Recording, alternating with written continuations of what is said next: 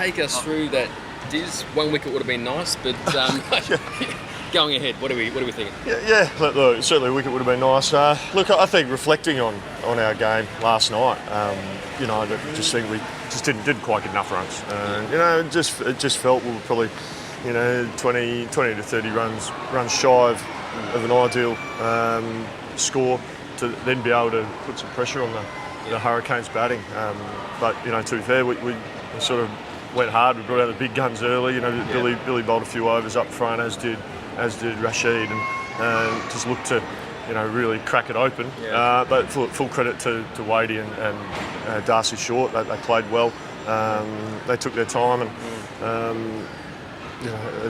but they just outplayed us. So look, fair play to them. Hurricanes, they're playing some really good cricket. We've just got to learn those lessons and move on. What about blokes coming and going on your side? Is that hard the whole time? You got your high profile guys coming in out. Hobart has no one going out, which is quite surprising.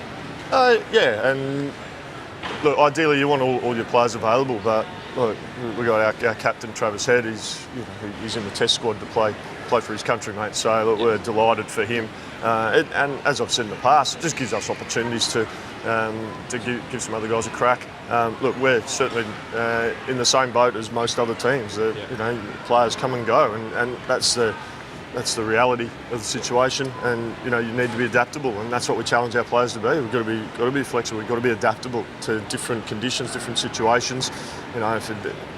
With the batting order, with Trav coming and going, we just have to tweak it a little bit, and that's just part and parcel of it. Can you still win it?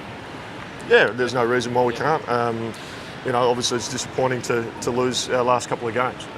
Look, the lads are in a pretty good place. We're training well, we're preparing well, we're having really good conversations. We've just got to convert that training prep and the good communication and game plans into performances on the ground, and that'll come. Does the way that you've lost the last two games, hurt more or mean you have to change more than if you'd lost 2 games by 1 run? A loss is a loss, Max, I suppose, and it just comes down to, I think, reflecting on what we've done in the game, good and bad, and just having real clarity about what we want to do going into our next game. So, whether you lose by 1 run or lose by 10 wickets. Certainly, as Rich said, we would have liked to have taken a wicket last night. We came up against 2 guys in pretty good nick, on a decent surface, and I think that's where the learnings from it is that we probably didn't quite get the runs that we would have liked. Probably a bit more urgency, and not just leaving it to 1 or 2 guys. I know Kez got a bit of a start there. Unfortunately didn't kick on. Leaving a lot for Colin to do. Colin, sort of carried the last couple of games. He's scored the bulk of the runs, and so we need to share the load a little bit more. Quick turnaround now. When do you have time to sort of dissect last night and then look forward to tomorrow?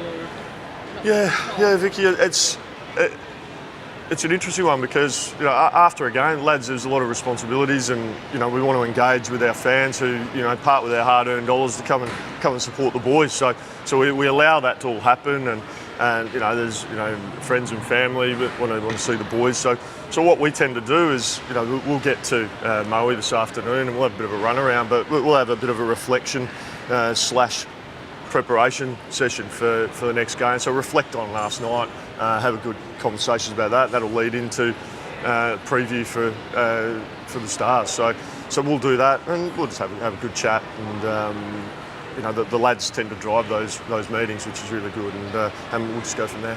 Nice and cool in Maui. Yeah, we'll see. I haven't seen the forecast, so looking forward to it. It's good to take the game, Big Bash to different locations, and so we're excited by that.